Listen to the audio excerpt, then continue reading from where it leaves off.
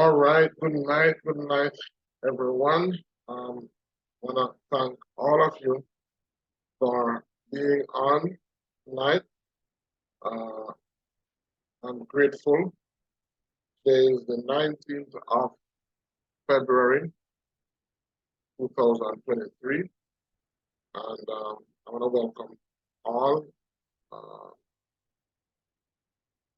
that is on tonight, and I hope that we will have a very informative session tonight. I want to apologize for the quiz that wasn't posted. I'll post that out tomorrow or late tonight. I had issues with some of my tools because I'm having some tools issue, but I'll post that out. I really want to apologize for that. We were in Unit 4, I believe, and what we have been doing, as I said, we have been looking at the different 12 major body systems and the herbal characteristics that that greatly correspond to those. All right, and I don't know how many persons watched the video last week that for the last week's live session, but as I shared that all of what we're doing is going to be relevant and systematic, and it's going to be very important for you to learn the learn the herbal characteristics in the way that I'm actually showing them, because it's all a part of a grand system of utilizing that information. That method of learning, or that system of learning, once you learn it, it's going to be like a plug and play in terms of how you administer herbs based on the conditions that present to you. After a while, it be like second nature. Once you look at a condition, as I was saying, that in about 3 or 4 weeks ago, a lady came into my office with I'm telling you, I did a 9-minute video, a 9 minutes video of the woman's condition. Her fingers were sore, and middle was sore, foot was sore. And I did a 9-minute video because by looking at her hands, I knew exactly what was happening in terms of the tissues, and the tissues actually told me exactly what it was. And so that is how our ancestors were able to be. They're able to be so accurate in terms of treating. One of the points that I made is that a lot of times we think that technology is a very new term, or technology is a very new concept, and it is exclusively limited to our generation or to people of our generation. But technology has always been around. Technology is a simple, the principle upon which something operates. Any governing principle, the principle that governs anything is the technology behind that thing. And so what our ancestors did, they had very advanced technology, because what they did, how they acquired their understanding of technology was by observing nature. So basically, they spend time with nature, they observe nature, and when they observe nature, what they looked for were basically certain patterns. What were the things that repeated themselves?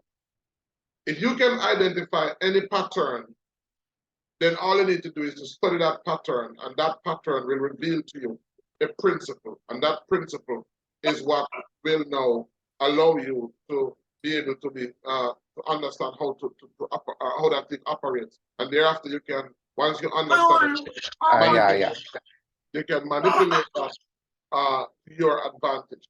And so our ancestors paid a lot of attention to nature, and one of the things that they observed was that they used nature to create what we call a principle to determine what state tissues are in. So they use natural principles. They use principles like the principles are based on the different climate, not climate, but different seasons. Sorry. So there is spring, summer, autumn, winter, and what they notice is that during spring, you know, there is new life. So to convey the principle of spring or new life, they would use wind. So wind, and then for summer it would have been fire. For autumn it would have been earth, because fall to the ground, and then there is winter where there is water. And so what they didn't know was that they further looked on those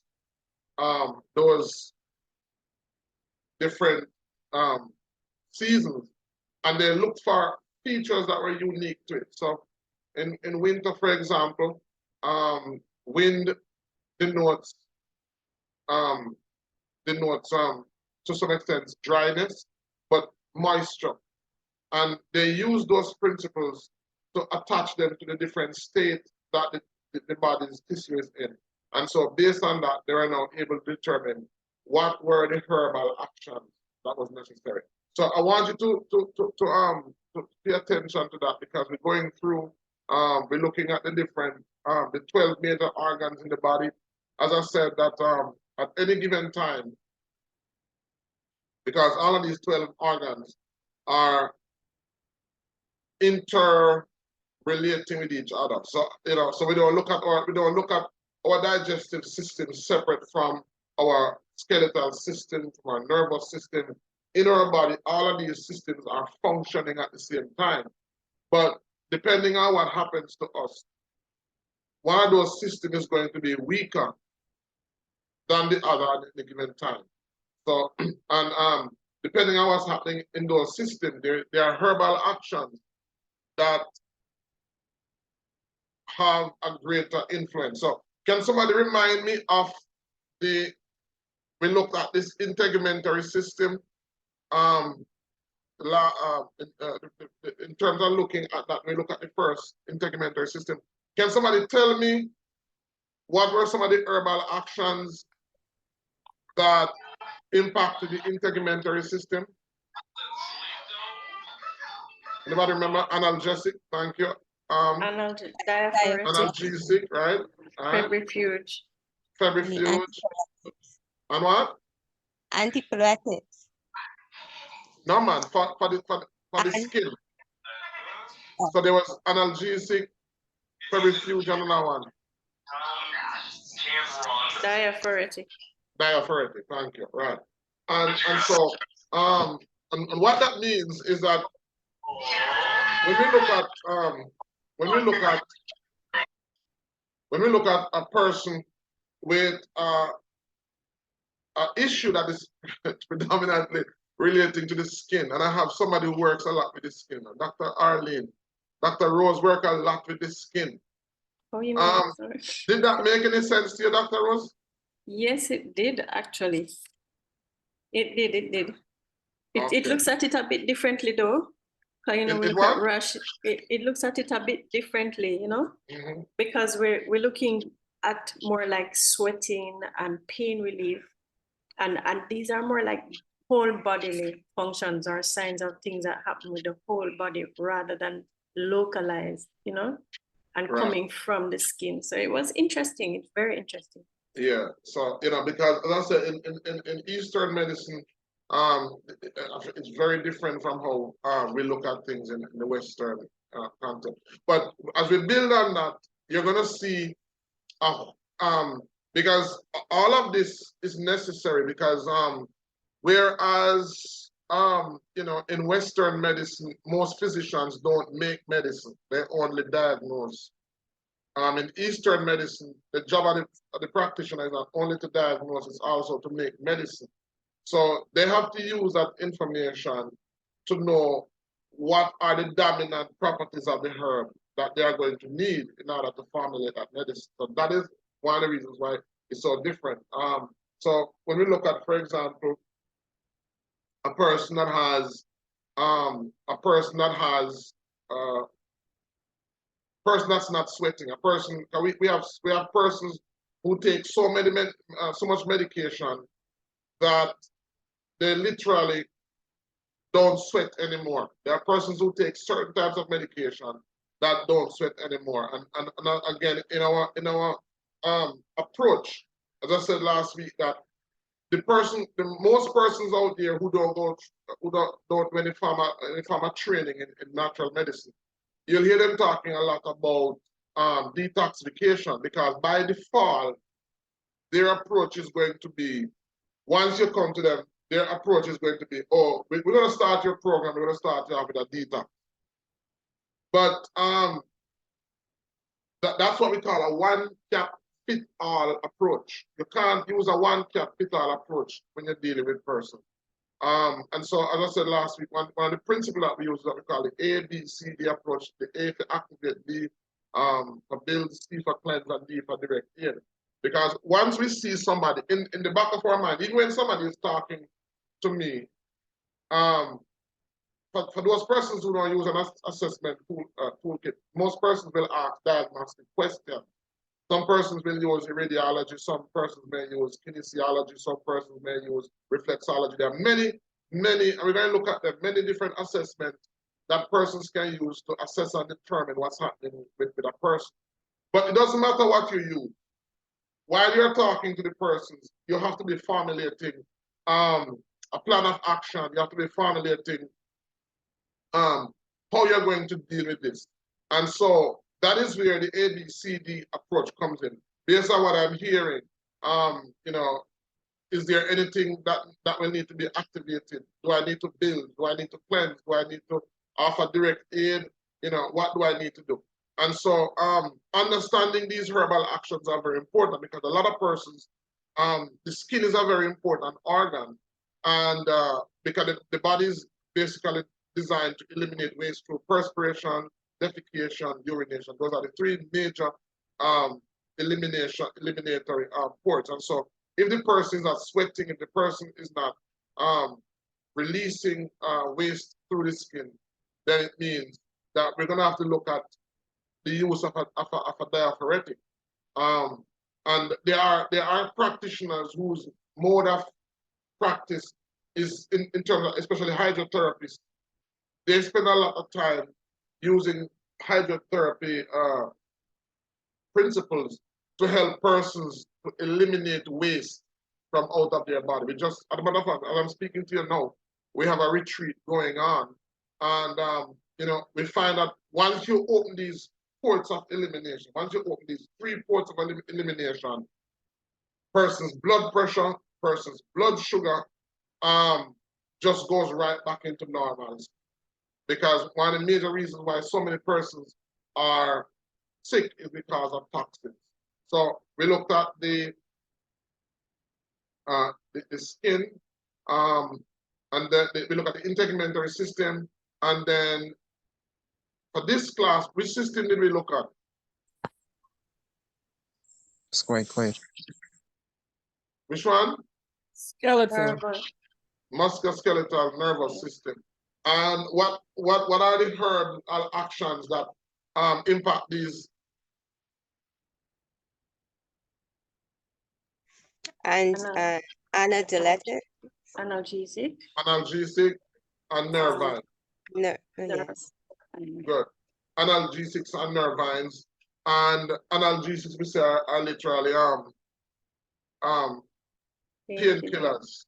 They help to help us to deal with pain. And sometimes you find a lot of analgesics will cross over in being relaxants or sedatives as well, because most analgesics, most herbs that help to relieve pain also helps us to relax to the point where we sleep. But for persons who are having nerve issues, like if somebody comes in, like I had a young man in Yala. He came in with his testicles are enlarged. So he has cancer in his testicles. So one of them is really enlarged. But what was happening to him was that he wasn't sleeping. I mean, he says, he's 30 something and he's not sleeping any at all. No, when I felt the testicles, it was very tender. It was very tender to the touch. As a matter of fact, the first time I examined it, he said, when he came back, he said that the whole night he didn't sleep any at all that entire night. So when I touched it, it was tender and it was filled with fluid. So that's telling me tissue state. Look at the tissue state. The tissue state said to me that it was inflamed and there was water. So based on what the tissue is telling me, the tissue is telling me that it needs something that is going to counteract or bring opposite relief or opposite action. Thank you. It's going to bring opposite action. So I need a herb that is going to get rid of the fluid, and I need a herb that is going to remove the inflammation. So I need an anti-inflammatory herb, and I need a herb that is an astringent. So going through my database, because that's what it's going to be. After a while, all this information is just going to be a database in your head. So I went through my database, and if you notice in the class, what I do is I give you 5 of each herb. So I'm giving you something to work with, because as I show you, you're gonna create what is called your own herba medica. A herba medica is like a compendium. It's like a list of herbs that you become very intimately involved with. Because remember, you don't need to know a lot of herbs to be a practitioner of natural medicine. You don't need to know a lot of herbs. What you need to know, so you need to know a lot about the herbs that you'll be practicing with. So you don't need to know a lot of herbs to practice with, but you need to know a lot about the herbs that you practice with. Again, so you don't need to know a lot of herbs. You don't need to know a lot of herbs to practice with. You need to know a lot about the herbs that you practice with. So for every herbal action that we look at, I'm going to give you at least 5. We're going to be looking at over 12. So 12, 5 is how much? 60?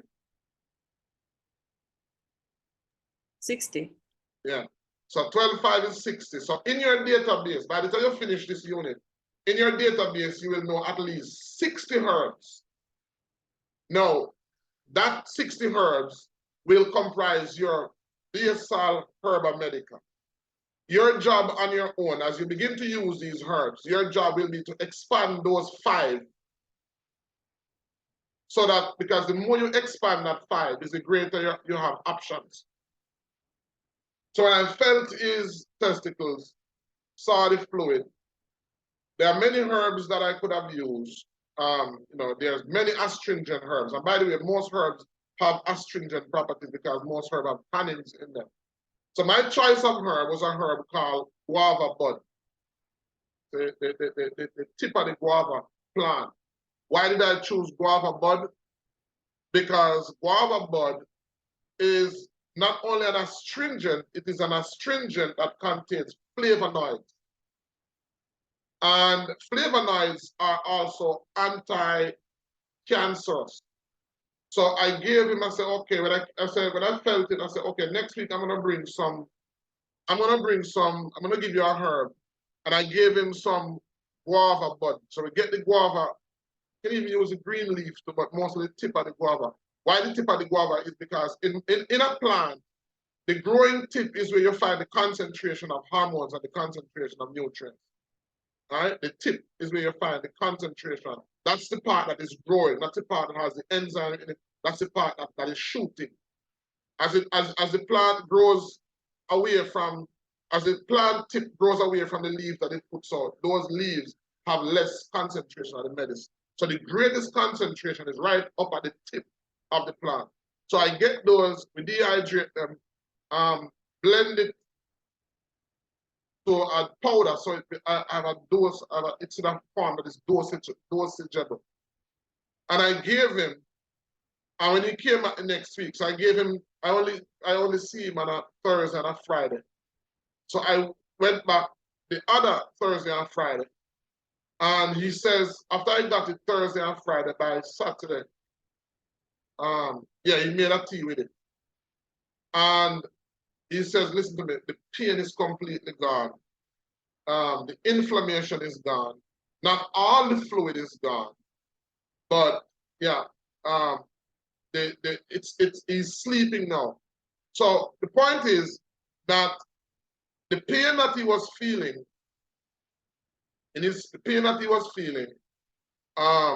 that was his reproductive system. So his reproductive system is one of his weak systems.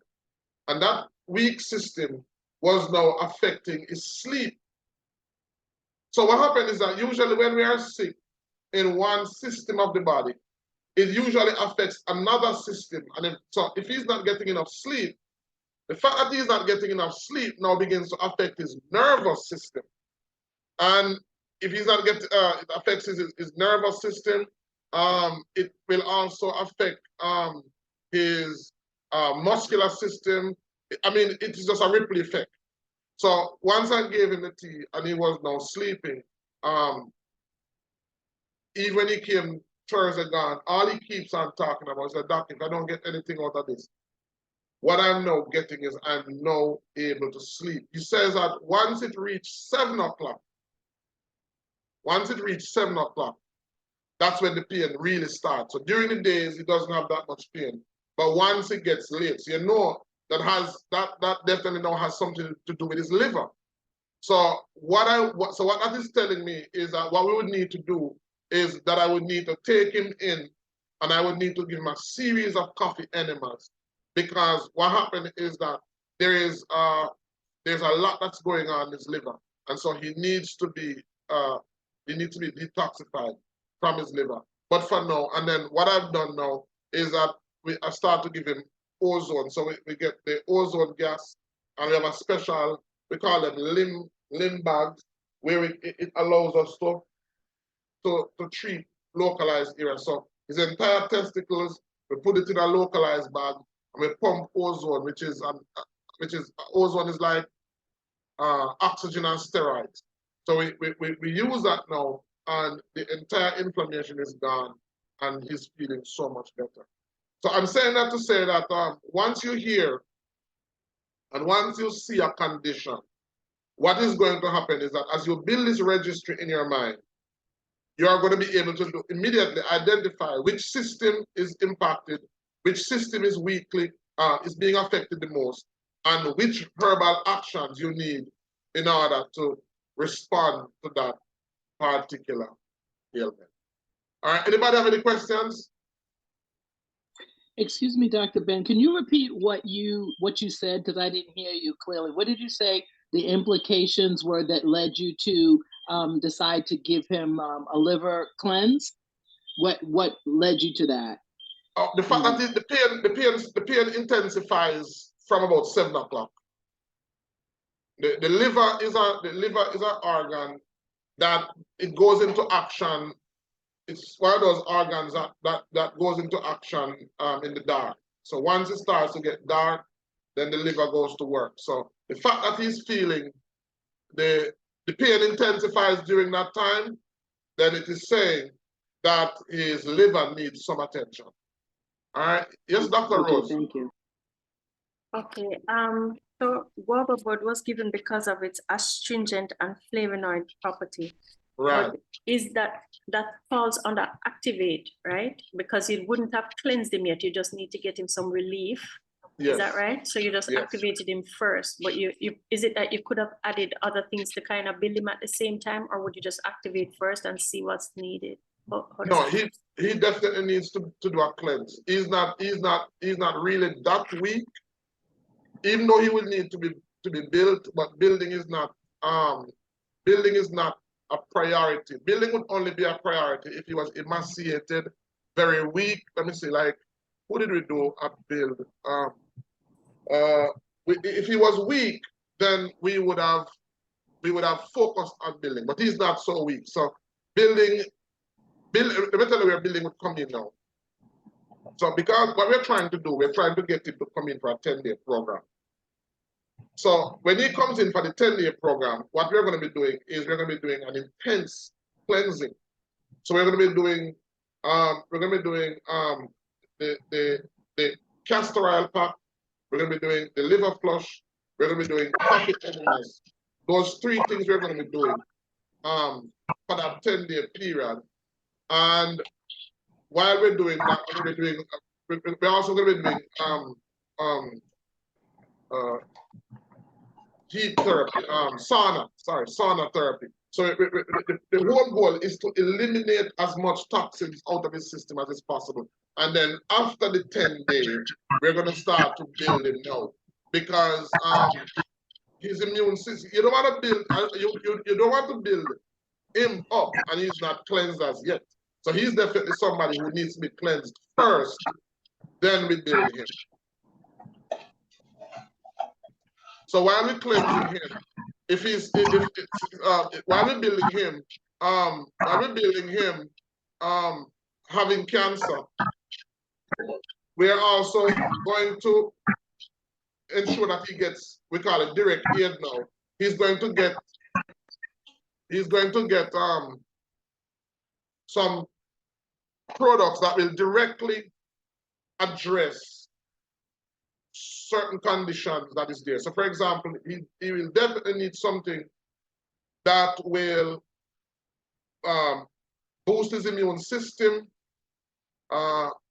And because we're boosting his immune system, we're gonna add a herb to that will increase circulation. Because again, when we want circulation to be right throughout the body. When you're boosting the body's immune system, you always have to have something that is going to increase circulation.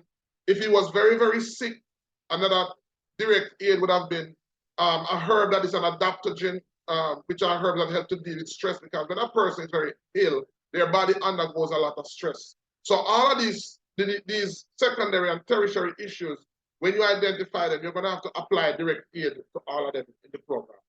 All right? Yeah. Yes, Angela.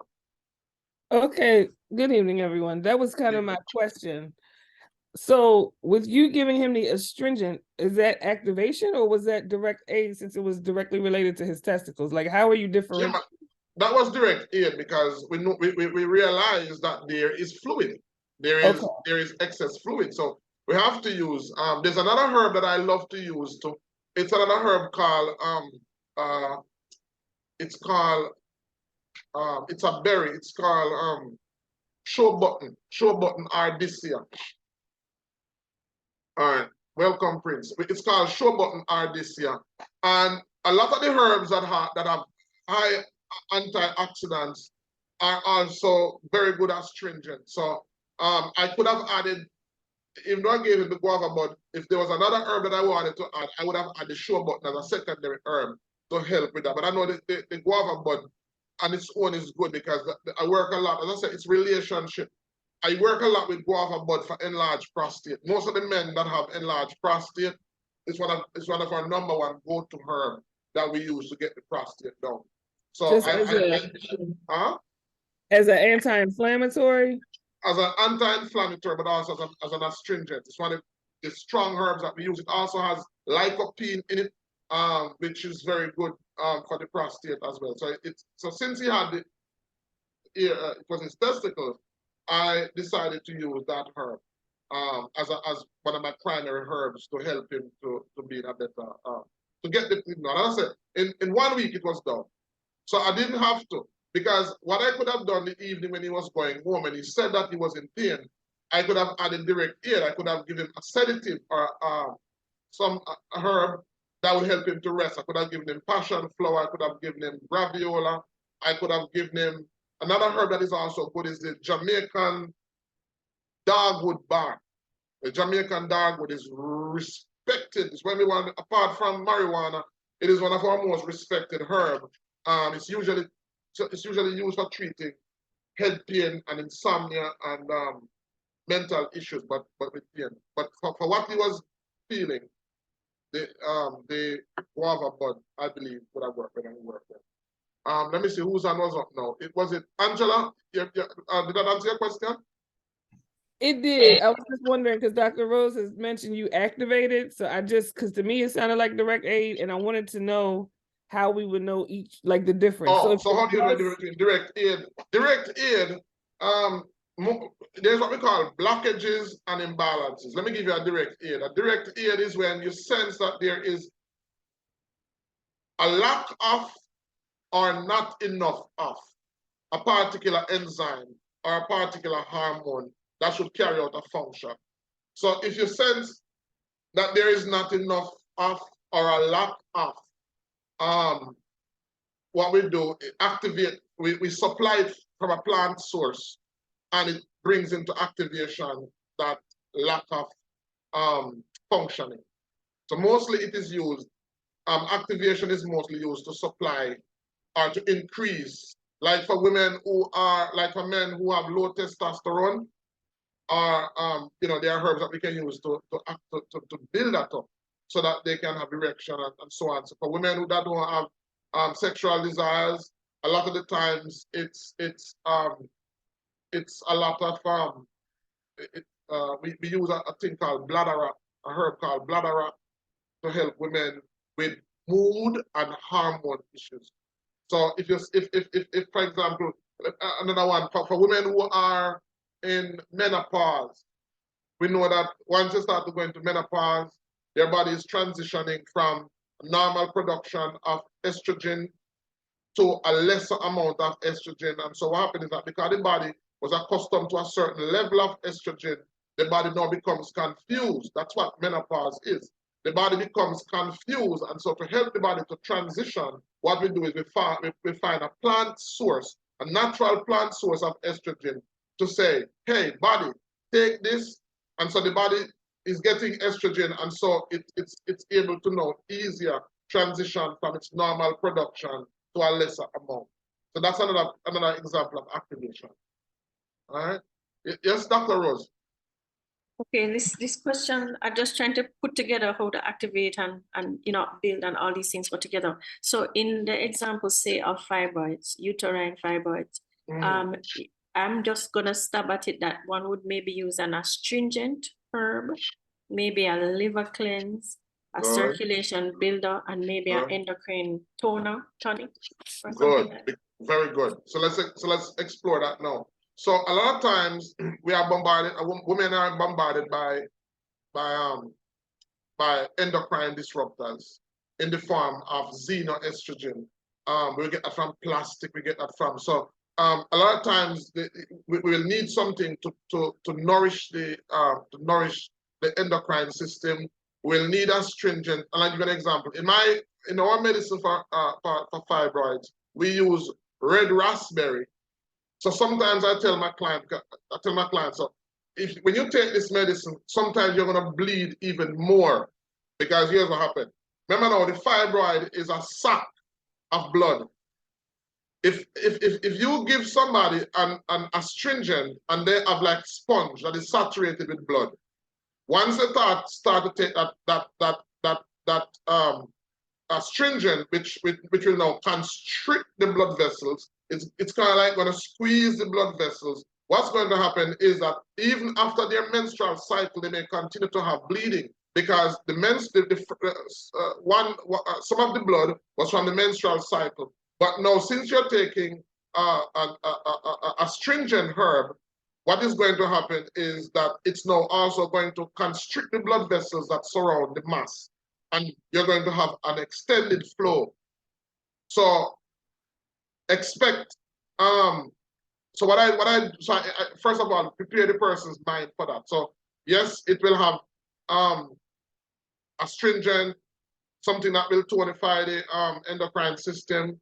It will have a component that will increase circulation, because again, the blood vessels that surround the tumor can also be very small, and you want the medicine to go into all of those little small blood vessels so that it can help with reducing it. And then another thing that we use now is we use a herb that is high in progesterone. because in a woman's body, there's a switch. There's one switch that turns on the menstrual cycle and another switch in the form of a hormone that turns it off. So what happens is that as you move into your monthly cycle, the hormone of estrogen increases, which when it reaches a certain amount, it triggers blood flow. And as it decreases, it moves into another switch, which is progesterone, which once that increases to a certain amount, then the blood stops flowing. What happens is that if there is too much estrogen and the estrogen level is not decreased, the woman will continue to bleed for longer than normal. So in addition to the estrogen, in addition to the Stringent. addressing the endocrine system, circulation, and the astringent, I'm going to add another component, which is a herb that is high in progesterone to cancel out the effect of the estrogen. Wow. Okay, thank you. And Right. is there cleanse with it too, or not yet? If what? You don't bother liver cleanse them, or? All right, but here's a liver cleanse that we use. We use a liver cleanse that, because there are different ways to cleanse the liver. That's a very good question, because here's what now. You don't want to give the woman a cleanse that is going to increase the blood flow, because if you give that woman like a liver flush, or if you give her a colonic enema, she's going to be bleeding very heavily, and you potentially may disturb the hormones. So what we would do is we would use a castor oil pack, which is you're cleansing the liver, you're cleansing chemicals from the liver, because remember now that the xenoestrogen and the extra estrogen that the woman would have in her body is locked, is trapped in her liver. You want to get that out. So we would use now a castor oil pack to detoxify the liver, but it's done externally, but it's still cleansing the liver, and it's removing chemicals from the liver, mostly chemicals from the liver. And so once the chemical, because remember we said that estrogen, fibroids is mostly, fibroids is what we call estrogen dominant. It's an oversupply of estrogen. So that oversupply that is in the body is in the liver. So once you get the excess amount of estrogen that is in the liver out, then the woman will actually have a normal period, number one. Number two, she'll also experience a decrease in the amount of the heaviness of the flow. So she'll have consistency, she'll have decreased flow, and the fibroid will actually start to shrink. All right? All right, yes, Otelia. Hi, yes, my question was in reference to the case that you were speaking of before we started talking about the fibroids. I was wondering about why you might choose to use a coffee enema as opposed to any other means of clearing the bowels, which I'm assuming that's the reason that you're using. Right. So the coffee has a very powerful effect on the cells. When you put coffee in the body through the anus, what it does is that it pulls toxins into the colon, pulls toxins from the cells out. So I would and it also removes congestion from the liver, and that was actually found out accidentally in I think World War II. They found that out, that a lot of patients they didn't have any they ran out of medical treatment, and the only thing they had was coffee, and they realized that as they started to administer coffee rectally, more patients, more soldiers were living, and they did that commission them to do some extensive study, and they realized how powerful coffee is at cleansing the body at a cellular level. All right. So you would prefer to use that rather than do a colonic? And what are your thoughts about colonic? No, we didn't do a coffee enema. It's also a colonic enema. A coffee enema is also a colonic enema because you're doing it rectally. It's just that when you put the fluid in, you let it stay so that the body can start to absorb it. And then when the body starts to absorb it, now it just starts to dump all of this toxins out. So it's actually a colonic enema. Right, but I guess because I've actually gotten colonic, like I guess it's water colonic, where they actually use water and they go all the way up your colon to the cecum. and then Yeah. and so I from where I understand it, when you do enemas, they only go up so far in your colon versus when you do an enema. So I wanted to know what the logic is behind using coffee enema versus any other means of clearing out the colon. All right. So they are depending on what you want to achieve. We do those deep enemas, but we do those deep enemas when we sense that there is stool that has backed up far into the colon. Because once the stool backs up into the colon, then what happens is that it becomes a habitat for bacteria. Yeah, we just use coffee for the enema, just coffee. And there's a specific way that we go about it. And it's the coffee beans, the grounded coffee beans. It's not decaffeinated, it's not any type of processed coffee. And it has to be done a certain way because coffee has certain acids that you want to get out. So I think I'm gonna give you the steps to actually do a coffee enema because there's actually a right way and a wrong way to do it. But for the deep enema, the one that we send the tube all the way up into the colon, that is basically in order to get rid of mucus, mostly to get rid of mucus and to get rid of all the fecal matter that has lined the inside of the colon. So how do you know when somebody needs that? It's usually when that person has high tummy. When a person has high tummy, it means that they have a lot of old fecal matter. When they have constant bloating, then you can't just cleanse the lower part of the colon. You have to go all the way up. You have to, we use a silicone tube to go up to release the fluid and then massage the colon to get everything to come down. And then the goal is for the person need a healthy colon. The person is supposed to be able to hold a quart of water in their colon. So if you can't hold a quart of water, means your colon isn't healthy. So if you continue to do it, you realize that each time you do the enema, you're able to hold more water and you're able to hold more water for longer periods of time. And is there any particular order that you're doing this in? You're trying to clear out the liver and you're cleaning out the colon. You would clean out the colon first before you treat the liver? Sometimes we do a liver flush. Sometimes we do a liver flush, then we do a colonic enema. But it depends. When we do a coffee enema, we're not focusing so much on the colon because it's mostly the liver. So it doesn't have to go all the way up in the colon. All right? We're just focusing on the lower part. And we're focusing on the liver. Right? Again, you see, yeah, go ahead. The reason that I'm asking is I've done like liver cleanses before, and I've been advised that if you don't clear out the colon prior to doing a liver or gallbladder flush, you run the risk of getting things trapped in your colon, and it can end up with like further complications down the line. No, so I just wanted to know how you approach it. No, you're not. What's going to happen is that you just going to have a lot of feces in there. So if you can clean up the colon by doing a liver flush before, then you're actually removing a lot of the congestion out of the colon, so there's more space for the fluid. But it's not going to block up anything. So what we do is we just do the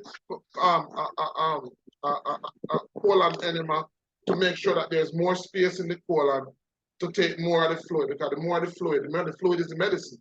You really want the person to be able to take as much fluid as possible. Plus, if you're aiming to do like a deep cleanse going all the way up, the more stool that is there, the harder it is for you to get up there. So you want to clean out as much of the colon as is possible. But as I said, it depends on what you want. Are you aiming to clean the liver, or are you aiming to clean out the colon? So most of the time, when you do an enema, you're doing both. But the target is different. Right? The target is different. So most of the time we do a coffee enema. Most of the time we do it, and it's not for everybody. I should say that. We don't do coffee enemas, for example, on people who do chemo. You can't do a coffee enema. We did it one time, and because when a person do chemo, there's a lot of chemical in the body, but it takes time. Every time they do a chemo session, it's small amount of the chemical that's going in. When you do a coffee enema, you don't have no control over the amount of chemical that is coming out. So when it's dumped into the blood I remember we had this young lady and we did a coffee enema on her very early out. And she went psychotic because when all that chemo went into her blood and that blood started to circulate through her brain, I'm telling you, man, she was psychotic for about a day or two. So coffee enema is not for everybody, especially for persons who are on certain drugs. All right, let me take Benjamin and then Samantha. Go ahead, Benjamin. Hi, good evening, Dr. Ben. I was listening to when you were speaking about fibroids and so on in relation to treating fibroids. When I'm not hearing you so well.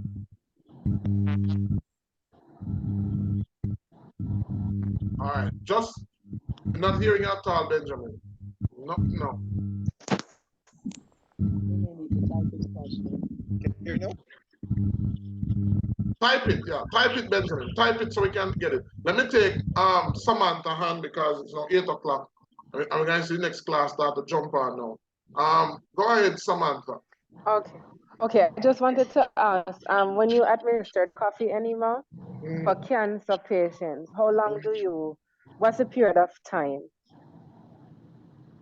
You mean how long they Like, keep it how going long do in? you administer it for? No, over time? Like, what's the period of time you would treat them with that enema, with the coffee It enema? depends. Sometimes we do as much as 3 or 4 for the day. If the person, because what coffee enema does a lot of things. Now, coffee enema helps with pain. So let us say, all right, if you know of somebody with an enema, with a tumor, like, and I'll allow Aquarius to share because I was working with him and his sister, and she had cancer, and whenever she was in chronic pain, and we use it as a lot for persons who have lymphomia, for persons whose lymphatic systems are blocked. Because one thing about cancer too, is that some cancers put out putrefied fluid. So some cancers, remember that all that stench that you're smelling. Do all women experience bleeding during the herbal treatment for fibroids? No, Benjamin. So not all women experience bleeding, but we still have to prepare them for it. All right. So we tell them that once you're gonna take a herb that has okay. Once you're given an astringent, so it depends on the size of the fibroids. Depends on how much blood has been accumulated in it. So if it's very big and it's saturated with blood, then they will have heavy bleeding. If they don't have that, then they might not have extended bleeding, but you still have to prepare them for it because it might frighten them. Because they were said they came to you to get help. Part of one of their problem was that they were having bleeding, and now they're seeing more blood and they're seeing longer bleeding. The guy said, boy, this thing now work. They get frantic. So I always try to anticipate the healing reaction and prepare persons for it. Like when we give persons medicine to cleanse their womb, we know they're going to have uterine contraction, we know they're going to have heavy discharge, we know they may have a new period cycle, all of those things. How do you start with a patient with low count but massive fibroids? All right, how do you start with a patient? All right, so I'm going to deal with that. But let me just take, so for the enemas, the question that was asked by Samantha. So, Samantha, sometimes it may be multiple enemas throughout the day because we use enema also as a means of managing pain. And we use enema as a means of ridding the body of toxins. So, it depends on what is happening and how long. It can be for a month, it can be for 2 months, it really varies. But as I said, we have done enemas 3 or 4 times for the day on somebody, especially a person who have bone cancer. Bone cancer is very painful, and as it gets dark, those persons cannot sleep. So we have to prepare them in the evening, do 2 or 3 enemas to remove a lot of the toxins so that they can sleep for that. All right. Let me take Rowan. I see your hand, Angela, but Rowan, I'm asking a question. Ron, go ahead. Yes, good night to everyone. Suppose a person have a mucus constantly now and then bringing it up each time, but it is not like he or she have a flu, but no and then is bringing up mucus. What can All right, you so we go back to the tissue state. What would cause a tissue to be putting out mucus? Because remember, mucus is the body's attempt to clean itself. Mucus is one of the ways that the body cleanses itself. So mucus is sticky. And one of the first thing I would look at is the person consuming anything that might be overly stimulating them to produce more mucus. A lot of times, persons are consuming dairy products. Do you do anything to replenish the natural intestinal flora? Yeah.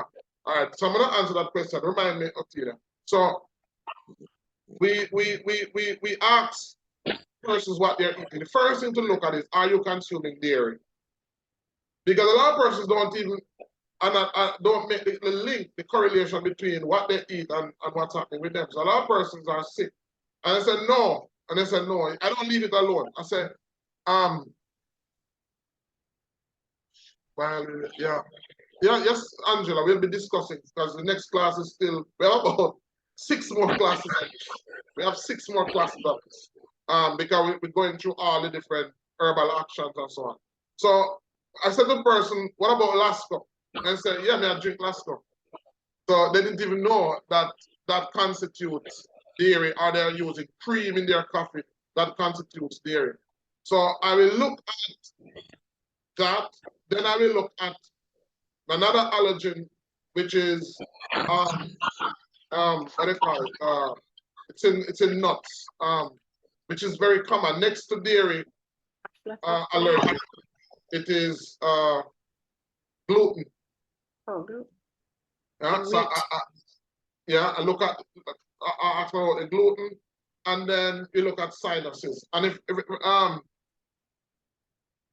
okay, I see Angela. So after we explore all that, then basically, you don't want to give the person, you don't want to start to treat first before you understand the cause. Because you may be giving the person a medicine and they're still doing the same thing that is causing the problem. So you want to find out and eliminate that.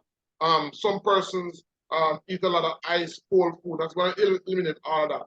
And then once we eliminate all that, then what we're going to look at is what herbs we can now give the person, push the mucus out. And there are many ways that we can push the mucus out.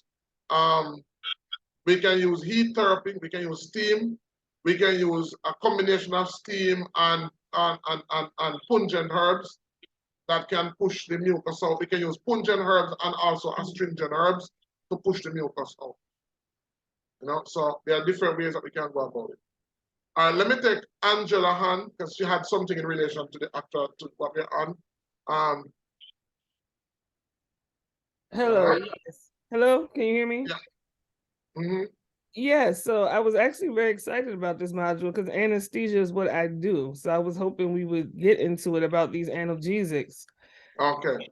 I have questions because of how we use the medicine. I'm curious, how are these analgesic herbs dosed upon time?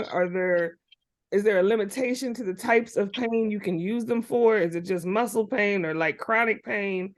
Do they actually use them acutely? Like, what are the different uses for them? And then how do you know, like, how long of an effect would you expect from them? All right, so it varies. It varies. Some analgesics have a very short lifespan. Like cayenne is a very powerful analgesic, but it's the active compound is capsaicin. Capsaicin doesn't last that very long.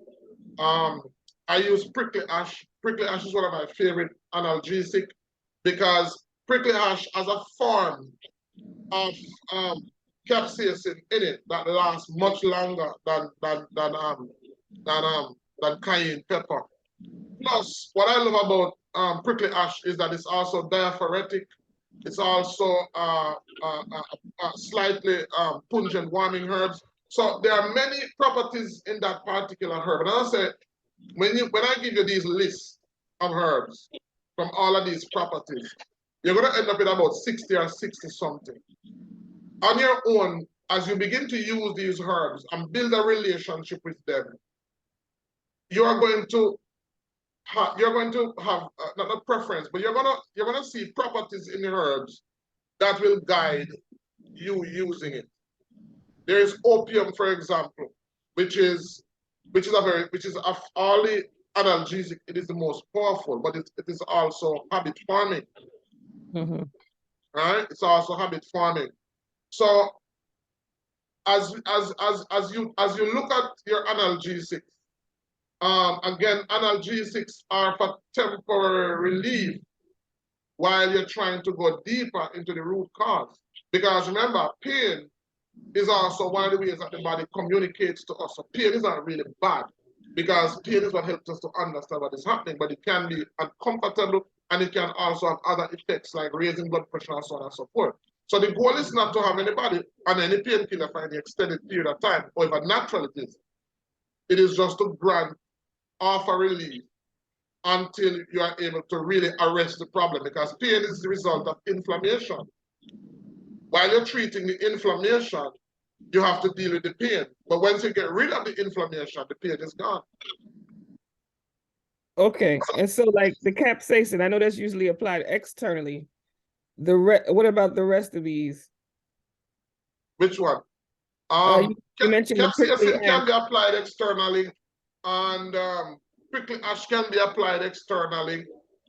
There is wild lettuce, which also grows in Jamaica. It has a latex in it that's very powerful. It can be applied externally as a poultice. So all of them can be applied externally. Okay, but they can also be internal, also like the opium, like you mentioned. Right, can be applied internally. Some of them you can, some of them the dosage is important, because of course dosage make a lot of difference. We use also marijuana as a sedative. Well, I mean, when you talk about marijuana, you open a whole Pandora box, because marijuana is unlike any other herb out there, because of the fact that it has cannabinoids in it that just matches our endocannabinoid system. So we use it to treat pain. We use it to treat nerves issue, insomnia, so many different issues we use it to deal with. Right, appetite stimulant. Okay, thank you. Yeah, but as you get more intimately involved with your herbs, and so when we reach a certain, I think it's Herba Medica, when we reach Herba Medica, I'm gonna show you how now.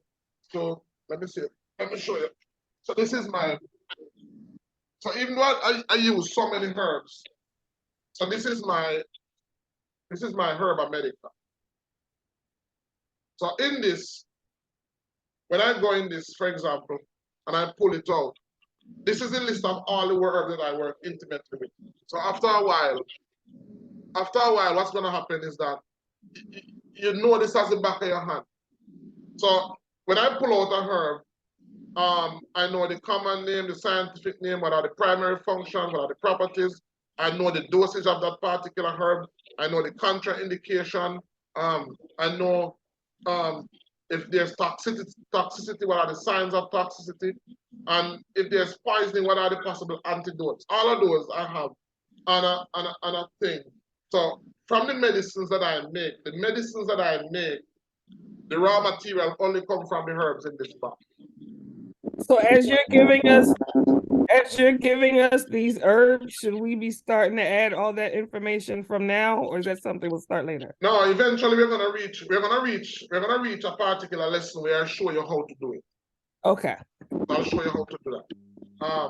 So over a period of time, all of this knowledge is going to become second nature to you. You will have them in your head. Trust me, you're gonna have them in your head.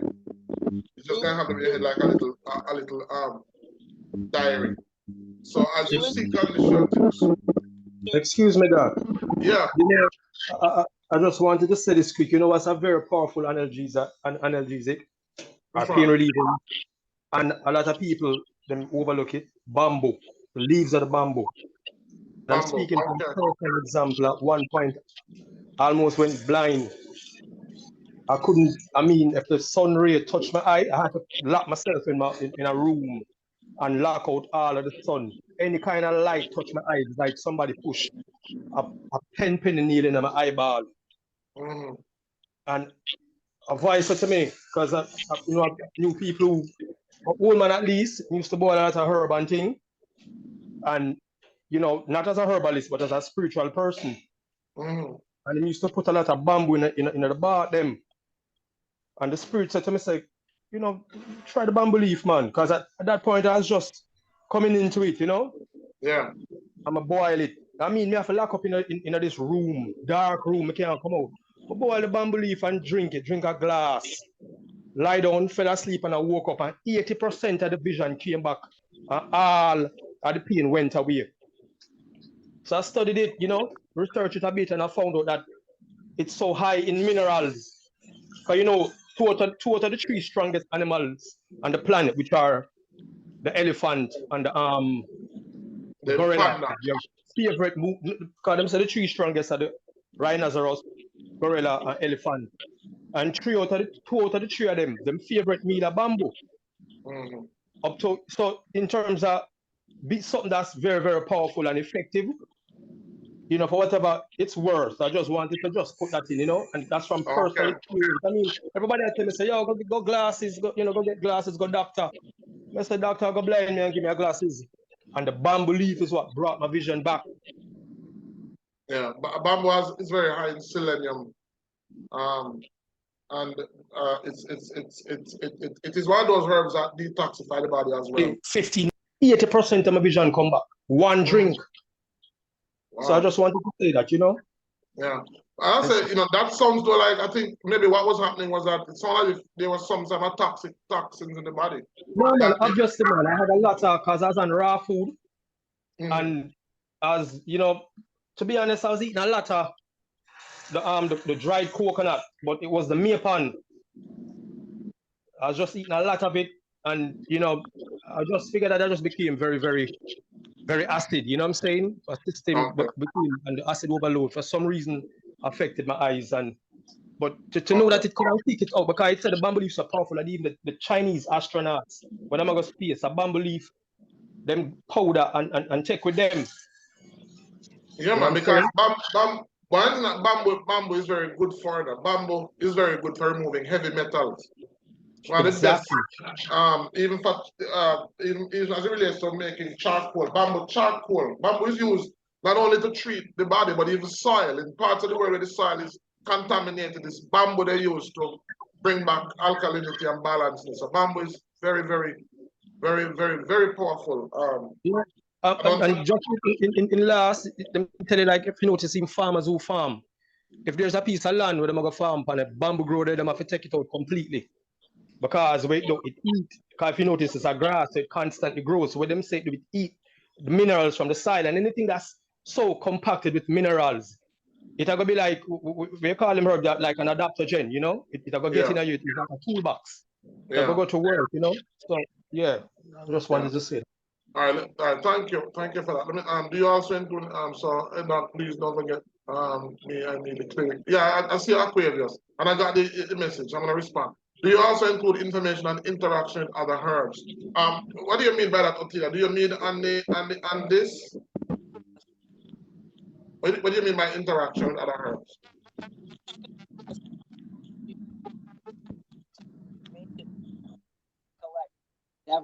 Make reference to. I'm wondering if you include interactions with other herbs as they do with pharmaceuticals. I don't know. I don't hear you. I don't hear you. Oh, can you hear me now? Yeah, a little better. Hello? Yeah, a little better. Yes. I'm wondering if you collect information on interactions with other herbs as they would with pharmaceuticals. Oh. Like, how important is that information? If there's a need to, One of the things you're going to learn is what we call, because you're going to be learning herbal energetics. So from herbal energetics talks about how energetically how a herb interacts with another herb. So for example, we know, you'll know what are the opposites of certain herbs, but you don't have a lot of herbs that have contraindication, if that's what you're asking. If you don't have that, you really don't have that. What you will have is herbs that reduce the effectiveness or increase the effectiveness of another herb. We call it like, for example, let me give you an example. Ginger almost have a positive effect on every other herb.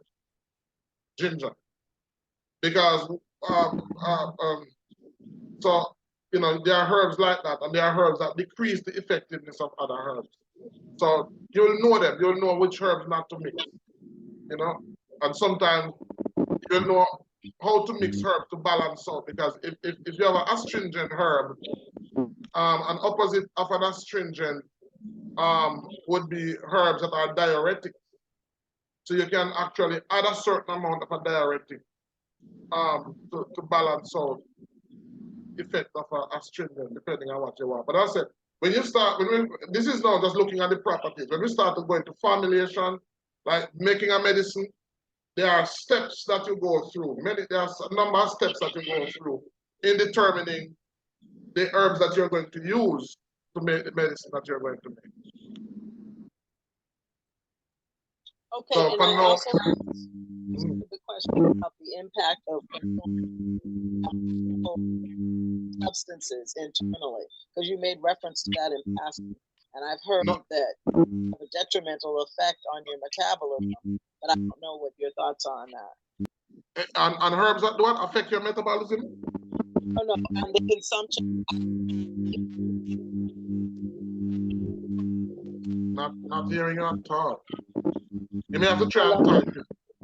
Type it. Okay. Type it up here. All right, type it. All right. So tonight we're gonna be looking at, we're moving now into the endocrine system. So we're gonna be looking at the herbal actions that impact the endocrine system. Here you come. All right. So that's what we're going to be looking at in lesson number 5. Herbs that impact the endocrine system and what those herbs are. So just type your question, and I'll take that as the last question because it's now 20 minutes past 8. I think I have 1, 2. Oh, Sharon from the next group is here. Sharon, sorry, we've gone over on your time. We're going to finish now. But what is the impact of consumption of ice-cold substance on the internal system? Oh, that is not good. Have you ever wondered why when you eat ice, it's easy for you to get a cold? Because what happens is that the body has a certain temperature that it operates at. And sometimes when you eat ice, it lowers your immune system. And you only need a small window for the body to be invaded. So when you actually eat ice, you are lowering your body's immune system. That drop in the body temperature puts the body in a state where it's fighting to raise it. So the body's emphasis, the body's energy, the body's emphasis, the body's energies begin to emphasize on, bringing back the body up. And while that is happening, it becomes vulnerable. And so it's very easy now for bacteria and various microorganisms to just dominate. So that is the reason why room temperature foods is so important. Room temperature food is so important. All right. All right. I want to thank you guys for being on. Thank you for all the questions and the interactions. How effective are herbal tincture for a patient? Herbal tinctures, again, when you're going to administer a medicine, again, depending on the tissue state, depending on the herbal energetics, because what happens, guys, is that when you look at a person, when a person comes before you and they are sick, there are certain, what should I call it now? There's a certain amount of, there are certain systems of information that you have to consult with to determine your mode of action. So right now we're looking at one of them, which is what herbal action impacts which system of the body the most. So when you're going to make your medicine, that's one of the body of knowledge that you're going to consult. When you're going to administer, so in relation to your question, Benjamin, you're going to address this body of knowledge. The herbal constituents in a plant are more bioavailable. The herbal constituent, the herbal chemicals in a plant exist in three forms. They exist as water soluble, oil soluble, or alcohol soluble. So if it is that the active ingredient that you need to help this patient is a water soluble, then that's going to tell you that boiling a decoction would be good. If it is that the active ingredient is in the form of an alcohol, then that is saying that a tincture would be best. So let me give an example of a tincture that is most herbs. When you get the herb, most herbs, when you press it or crush the leaves, and the herb is, you smell it, you smell like rosemary. If you crush rosemary, green rosemary, the aroma, the aromatic property is very strong, but after a period of time, it evaporates. Because a lot of the time, it's the aroma is either an alcohol or it's an oil. Sometimes you'll know it's an oil because after the evaporation takes place, you will see the oil residue left behind. So if I was going to make a medicine for that a person using that herb, I would maybe more than likely use choose my mode of delivery as an oil. If it is that it's an alcohol, my mode of delivery would most best be an alcohol-based tincture.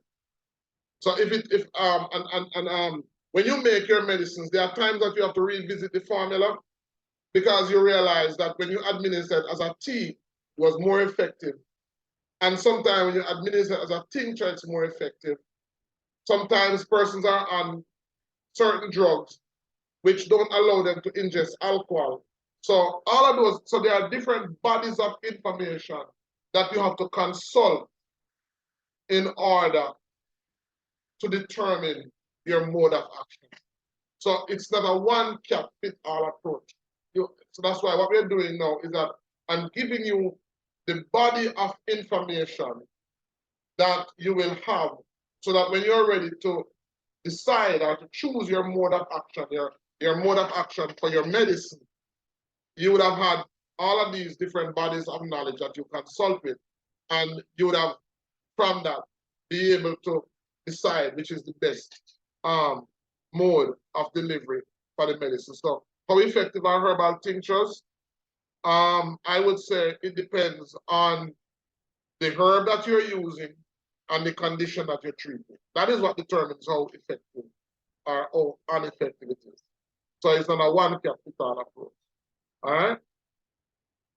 All right, so thank you guys for being on. Thank you for all the questions. You know, the more you ask questions, the better it is to present information because, you know, it's easier to answer a question than to sit down and anticipate what to say.